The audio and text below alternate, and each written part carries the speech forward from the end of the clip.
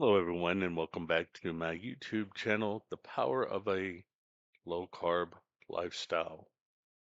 On this channel, we discuss all things related to the low carbohydrate diet, from the benefits that you can have, the foundation of the food, um, other alternative options that may exist out there in this space.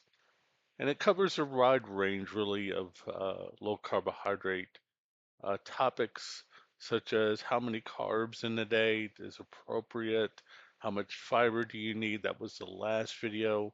Um, but really, everything that we look at on this channel is through the lens of God's holy word, the the Bible. Now, even if you are not particularly religious or don't have um, any strong views one way or the other regarding religion, I still believe you can find value on this channel because it centers around the concepts of a low carbohydrate diet, and so much of the world is metabolically damaged.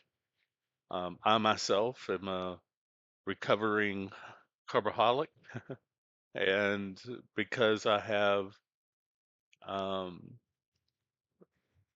some complications that come along with that, including type 2 diabetes, weight to lose, and so forth, I'm finding resolution through this very important and powerful tool, which is the low carbohydrate diet. Now, I'm not a nutritionist, I'm not a doctor. Before you venture out on any diet, you should discuss that with your doctor to see how it might interact with your medicines if you're taking them and so forth, and to get guidance from a licensed professional. There's nothing wrong with checking in before you start something. But ultimately, we are our own decision maker. So this information is informal.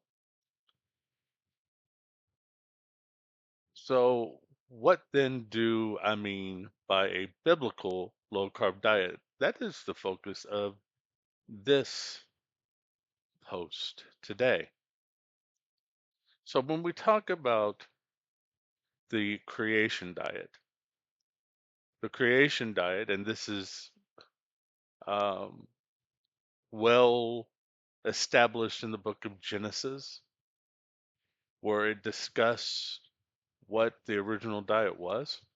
And the original diet in the Garden of Eden was the fruit of the trees and the nuts and the seeds and the herbs of the field. That was that was the original diet.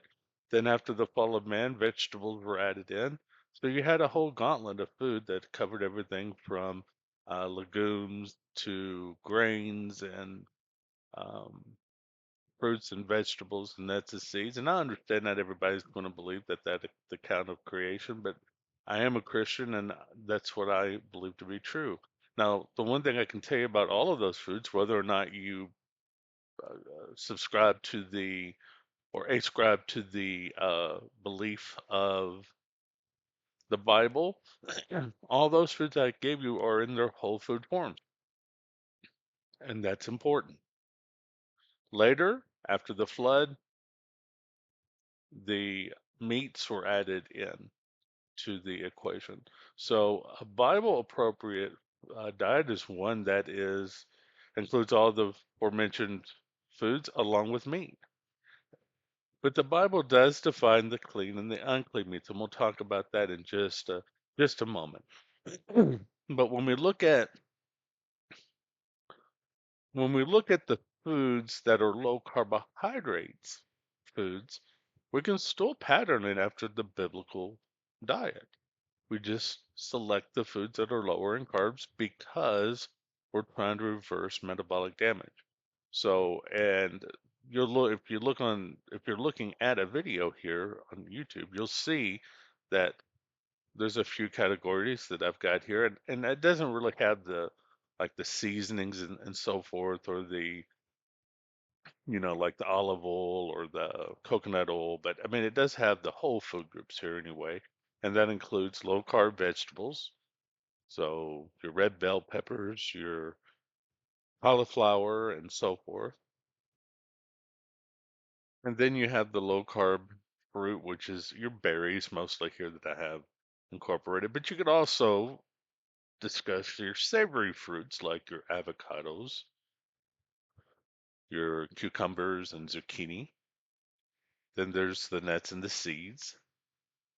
And then lastly, the one group here that does not have any inherent carbohydrates is the Bible clean meats.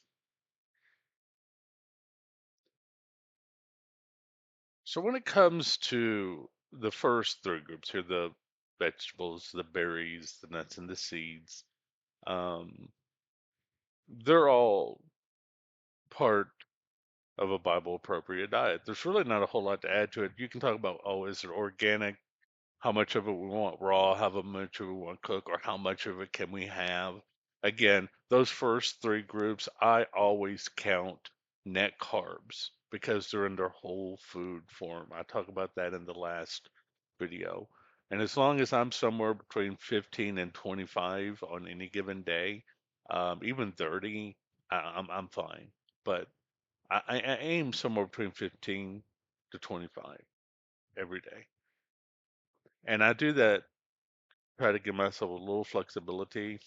I know I may achieve the best results at about 20 or 15, but 25 doesn't really alter it that much. And I don't want to be such a so strict every day that I can't enjoy those foods, especially when they come from those four food groups that I have listed on here. I do think that there's a benefit to getting organic because number one, they haven't been there's no GMO in an organic product. They haven't been sprayed with pesticides and so forth.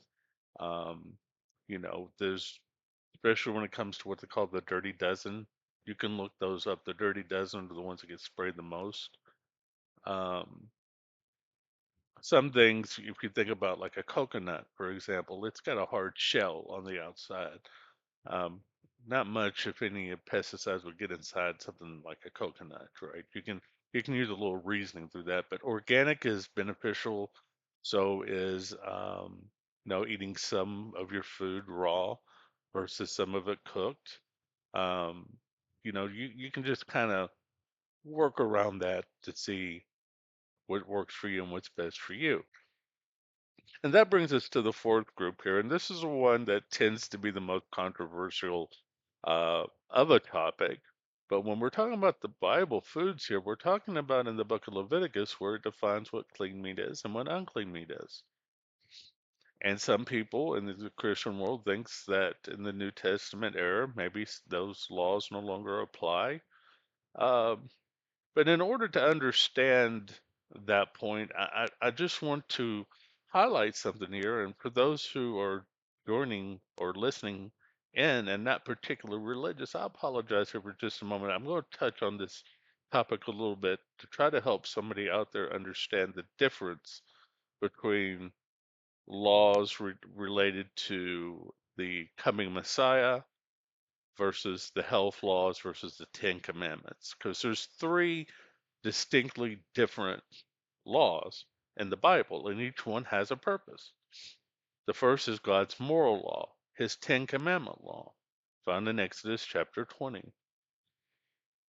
So those Ten Commandments were eternal. They're meant to be kept. Everyone is supposed to be, who's a Christian, should be following by those principles. Even though people who aren't Christian follow a lot of them naturally, just because, we shouldn't be stealing from people, killing people, and so forth. The second set of laws, which are called the laws of ordinances, were created because the first law, the Ten Commandment laws, had been broken. So the laws of ordinances were created as a way to bridge the gap between um, human beings and the time that the Messiah would come. And when the Messiah would come, those laws of ordinances would be done away with. For example, as Christians, we don't sacrifice lambs anymore. We don't do that because Jesus fulfilled that. That's called a law of ordinances. It's separate from the Ten Commandments. The third set is the health laws. They're not connected to the laws of ordinances or the Ten Commandments. It's its own separate thing. And God gave specific instructions not to eat certain foods, especially the unclean meats. Why? Because it is, as like it says, it's a health law. Now, to me, for somebody to suggest, oh, that the health laws were done away with, suggests somehow that God doesn't care about the health of people today like he did when the health laws were first established. So I just want to bring that out that the health laws are about health. That's why they're own distinctive group. And I believe he cares about the health of everyone. Plus, if you take a look at the Bible unclean meats, which are things like pigs, okay, catfish, shellfish, lobster, shrimp, these foods that and I'm not saying that they don't taste good. Okay, I'm not suggesting that, but I can tell you that these foods are toxic because they hold on to poisons.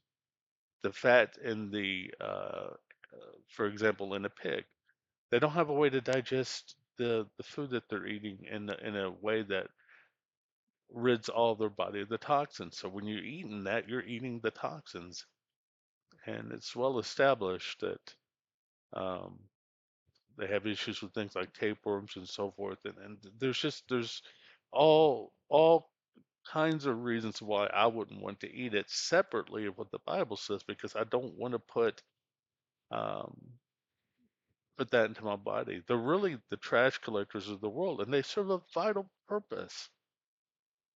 And I want to leave them alone to do what they were intended to do. And I don't want to eat the unclean meats because I think it robs us of our vitality over time. Not immediately, but over time. So, what are Bible clean meats? Okay, so it's when you think of things like chicken and you think of, eggs and you think of peas and you think of um, fish that have scales and fins, like salmon, for example. When you look at these foods, these are the Bible clean meats. And all of these are, they have ways to digest and rid their bodies of toxins and so forth. Um, and then you got the ruminant animals, things like cattle and buffalo. If you think about a cow, it has multiple stomachs and it goes around all day. And its natural diet will eat just grass. And it breaks that down, and its body is able to rid of its toxin, and it becomes a much healthier choice as far as food. And you can go online and you can do a Google search to find out what the Bible clean and unclean meats are. The Jewish culture as well as established what those are. And there are, other people in the world, Christians, who honor the same principles of the clean and the unclean. I follow that. And I'm explaining that because even though you can live the low carbohydrate diet in many different kinds of ways, including whatever kind of meat you want to eat, you can follow the same principles of it. On this channel, I won't be having recipes and things in it that have pork or lard or any of the biblically unclean foods. And I'm explaining that in this audio, so hopefully people will understand, what's going on with that. So again, in summary, what is a biblical low carb diet? It's one that is, well, first of all, Bible approved foods. So your vegetables, your berries, your nuts and your seeds, and the Bible clean meats. Basically the food groups that you see on the screen. Hope hope this gives people something to think about and encouragement along the way. So until I make another YouTube video, may God bless you and may you have success on your low carb journey.